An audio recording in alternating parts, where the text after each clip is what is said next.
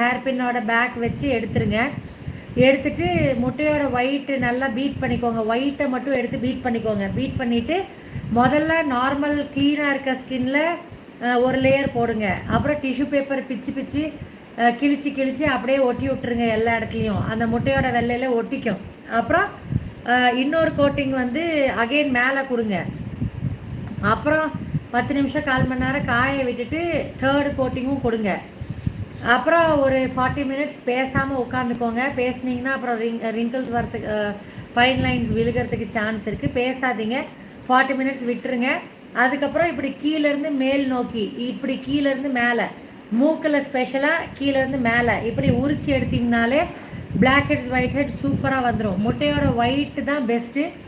இல்லைன்னா hydra facial தான் பண்ணும். ஹைட்ரா ஃபேஷியலில் செம்மையாக க்ளீன் ஆயிரும். ஒயிட் ஹெட்ஸ் பிளாக் ஹெட்ஸ் சுத்தமாக போயிடுது.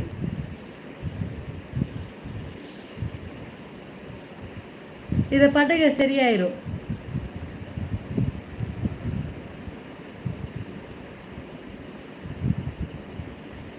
மம்மி ஒருத்தி டங்கை மட்டும் ஆட்டி ஆட்டி காட்டுறா, அவளுக்கு 258 லைக்ஸு.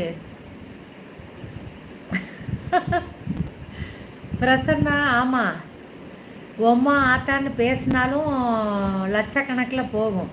கேவலமாக பேசினா, அசிங்கமாக பேசினா தான் போகுது. யார் நாக்க காட்டுறது?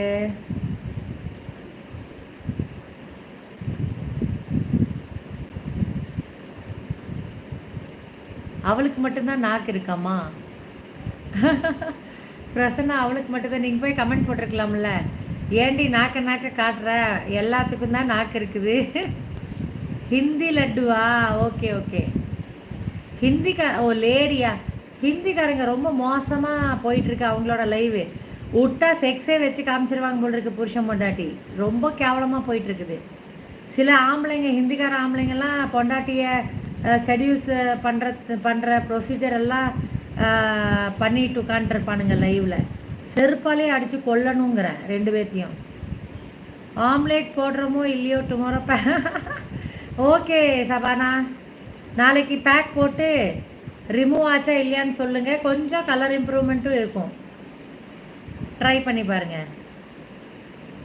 நம்ம லைவு, நம்ம நாட்டு வீடியோஸே சிலதெல்லாம் வந்து சில கேடுகட்ட ஜென்மங்கள், ஆம்பளைங்களும் சரி பொம்பளைங்களும், பொம்பளைங்க தான் பண்ணுறாங்க. அப்பர் பாடி லோவர் பாடி காமிச்சு அப்படின்ட்டு பார்த்தா இது ஜென்ஸும் இப்போ ஜட்டியை போட்டுட்டு தூக்கி காமிச்சிட்டு பெல்லையும் பேட்டையும் ஏன்ட்டியும் இருக்குடா, நான் ரெடிடா கிரிக்கெட் விளாட அப்படின்ட்டு காமிச்சிட்டு திரிகிறாங்க தமிழ்நாட்டில்.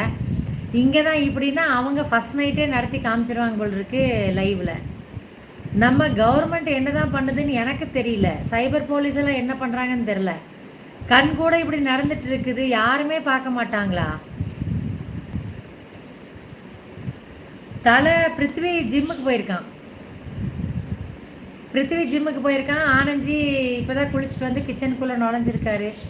நெத்திலியை பிச்சுட்டு இருப்பாருன்னு நினைக்கிறேன். நான் இப்போ தான் ஃபேஷியல் முடிச்சுட்டு ஒரே ஒரு வீடியோ மட்டும். இன்றைக்கி பாஸ்போர்ட் ஆஃபீஸ் போய் ஸ்பவுஸ் நேம் சேஞ்சு கொடுத்துட்டு வந்தாச்சு பிரசன்னா. எக்ஸோட நேமை தூக்கியாச்சு. அது போயிட்டு வந்தோம். என்ன 10 கிலோமீட்டர்னு காமிச்சிச்சா, லைவ் ஆன் பண்ணி ஆஃப் பண்ணுறதுக்குள்ளே 10 கிலோமீட்டர் போயிடும்ல. அப்புறம் டென்ஷனாக வேறு இருந்துச்சு. என்னோடய டிவோர்ஸ் பேப்பரில் வந்து SRI இருந்துச்சு ஸ்பெல்லிங்கு. அது வேறு ரிஜெக்ட் ஆயிருமோ, அதுக்கு வேறு அந்த நியூஸ் பேப்பர்லலாம் கொடுக்குற ப்ரொசீஜர் பண்ணும் போல் இருக்கு அப்படின்னு நினச்சேன். அப்புறம் அவங்க இல்லை எல்லாம் ஒரே ஸ்ரீதேவி தானே, பரவாயில்ல இதை அக்செப்ட் பண்ணிக்கிறோன்னு சொல்லிட்டாங்க. அதனால அப்புறம் அந்த டென்ஷனில் இருந்தனால லைவ் போடல. ரிட்டன் வரும்போது டாபா போய் லஞ்ச் சாப்பிட்டோம். அதுவும் அங்கேருந்து ஒரு 5-6 கிலோமீட்டர்ஸ் தான். லைவ் போட வேணான்ட்டு விட்டுட்டேன். அவங்களும் தெரியாமல், ஆமாம் சபானாமா, ஆமாம் எக்ஸை தூக்கியதுக்கு, எக்ஸோட பேரை தூக்கியதுக்கு ஒரு ட்ரீட்டா? ஆக்சுவலி February 14 எல்லோரும் வேலண்டைன்ஸ் டே கொண்டாடுவாங்க. நான் வந்து என்னோடய டிவோர்ஸ் டே February 14 தான் எனக்கு வந்து டிவோர்ஸு ஃபைனல் ஜட்ஜ்மெண்ட் வந்த டே. அதனால் எனக்கு வந்து வேலண்டைன்ஸ் டே வந்து அகத்திய என் லைஃப்லேருந்து நீக்கிய நாள்.